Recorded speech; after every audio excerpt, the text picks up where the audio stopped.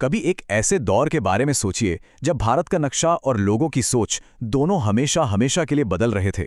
जी हां, हम बात कर रहे हैं लगभग 600 ईसा पूर्व की। ये वो समय था जब एक तरफ महाजनपद नाम के शक्तिशाली साम्राज्यों का उदय हो रहा था, तो वहीं दूसरी तरफ एक बहुत बड़ी आध्यात्मिक क्रांति भी जन्म ले रही थी। चलिए इतिहास के इस दिलचस्प मोड़ को जरा और करीब से समझते हैं। अब अगर कोई ये पूछे कि प्राचीन भारत के इतिहास का सबसे बड़ा टर्निंग पॉइंट कौन सा था, तो देखिए जवाब देना थोड़ा मुश्किल है। लेकिन आज हम जिस दौर की पड़ताल करने वाले हैं ना, वो इस सवाल का एक बहुत बहुत मजबूत दावेदार है। तो इस कहानी को समझने के लिए हम सबसे पहले उस दौर के माहौल को जानेंगे। फिर ये देखेंगे कि ये महाजनपद आखिर आए कहाँ से और उनमें से मगध सबसे शक्तिशाली कैसे बन गया। इसके बाद हम उस आध्यात्मिक खोज पर नजर डालेंगे जो ठीक इसी समय चल रही थी, और आखिर में ये समझेंगे कि इस पूरे दौर की विरासत आज भी हमारे लिए क्या मायने रखती है। तो चलिए थोड़ा टाइम में पीछे चलते हैं। साल है 600 ईसा पूर्व के आसपास। माहौल कैसा है? देखिए, जो पुरानी वैदिक व्यवस्था थी ना, उसकी जड़ें अब कह सकते हैं कि थोड़ी हिल रही थीं। समाज एक बहुत बड़े बदलाव के मुहाने पे खड़ा था, और इस बदलाव के बिल्कुल सेंटर में एक नया शब्द उभर कर आ रहा था, महाजनपद। महाजनपद मतलब महान क्षेत्र। अब ये कोई पुराने जमाने के छोटे मोटे कबीलाई जनपद नहीं थे। नहीं, ये बिल्कुल अलग थे। ये थे बड़े, ऑर्गेनाइज्ड और जबरदस्त शक्तिशाली राज्य। यहीं से एक नए युग की शुरुआत हो रही थी। तो सवाल यह है कि ये राजनीतिक क्रांति आखिर हुई कैसे? इसका जवाब छिपा है टेक्नोलॉजी और रिसोर्सेज में। यही वो चीजें थीं जिन्होंने इन नए ताकतवर राज्यों को जन्म दिया। और हम किसी एक या दो राज्य की बात नहीं कर रहे हैं।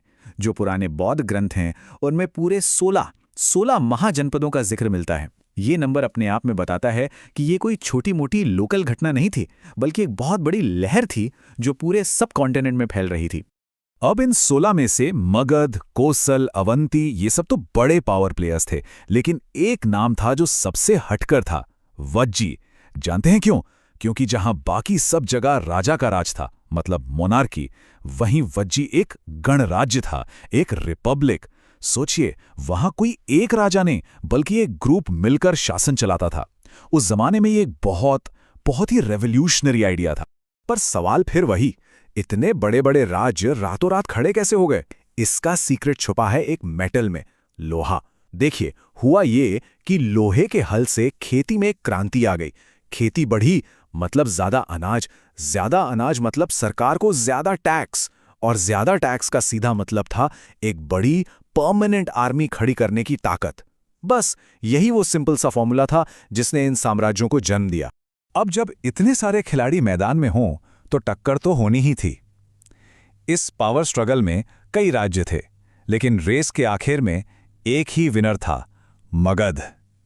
तो चलिए पता लगाते हैं कि मगध ने ऐसा क्या किया जो बाकी नहीं कर पाए।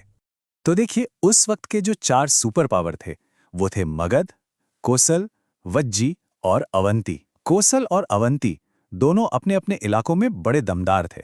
वज्जी, जैसा हमने बात की, अपने रिपब्लिकन सिस्टम की वजह से यूनिक था।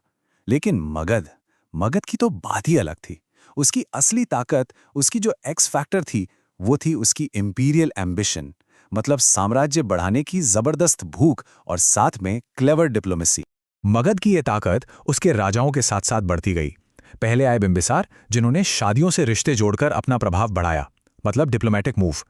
फिर आए उनके बेटे अजातशत्रु। वो ताकत में यकीन रखते थे, तो उन्होंने कोसल जैसे बड़े दुश्मनों को जंग में हराया।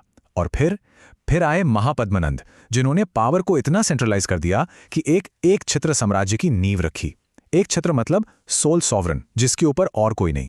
अच्छा, ये कहानी सिर्फ राजा महाराजाओं और जंग की नहीं है। एक तरफ जहां ये पॉलिटिकल ड्रामा चल रहा था, ठीक उसी वक्त समाज के अंदर एक और बिल्कुल अलग तरह की क्रांति पनप रही थी, एक आध्यात्मिक क्रांति।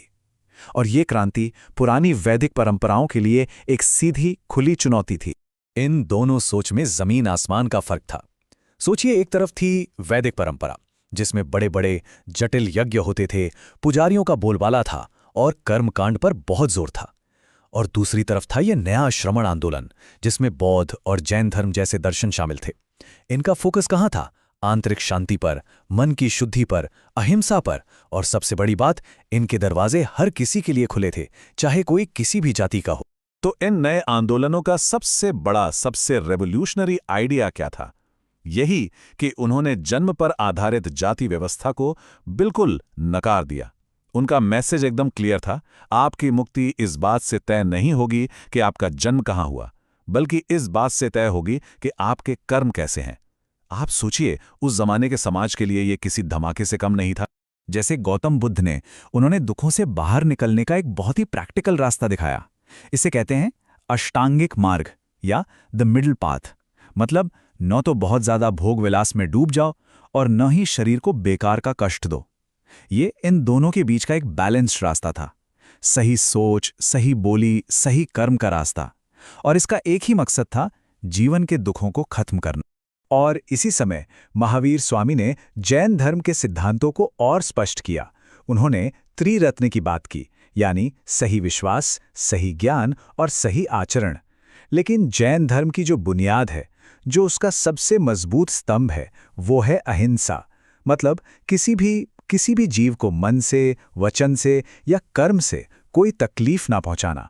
और साथ ही अपरिग्रह, यानी दुनिया की चीजों से मोह ना रखना। ये इसके कोर प्रिंसिपल्स थे। तो अब चलिए इन दोनों धागों को, एक राजनीतिक और दूसरा आध्यात्मिक, इन्हें एक साथ जोड़ते हैं और ये समझने की कोशिश करते हैं कि आखिर इस दौर का असर इतना गहरा, इतना लास्टिंग क्यों रहा। तो क्या विरासत छोड़ी इस दौर ने? इसकी लेगेसी कह सकते हैं डबल साइडेड थी। एक तरफ इसने पॉलिटिकल यूनिफिकेशन यानी भारत को एक करने की नींव डाली, और दूसरी तरफ इसने एक बहुत बड़े स्पिरिचुअल रिफॉर्मेशन को जन्म दिया। और हाँ, ये दोनों चीजें अलग थलग नहीं थीं। इनके साथ साथ इकोनॉमिक ग्रोथ और अर्बनाइजेशन, मतलब शहरों का विकास, ये भी तेजी से हो रहा था। अगर हम पॉलिटिकल साइड की बात करें तो नतीजा एकदम साफ है। महाजनपदों ने और खासकर मगध ने एक बहुत बड़े इलाके को एक झंडे के नीचे लाकर जो ग्राउंडवर्क किया, उसी नींव पर आगे चलकर भारत का पहला महान साम्राज्य खड़ा हुआ। जी हां, मौर्य साम्राज्य।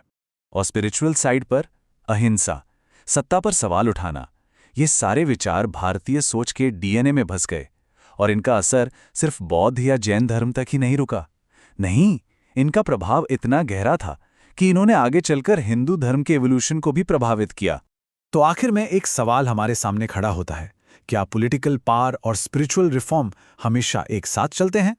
इस दौर की कहानी देखकर तो कुछ ऐसा ही लगता है। शायद एक महान साम्राज्य बनाने के लिए सिर्फ तलवारें और साजिशें ही काफी नहीं होती।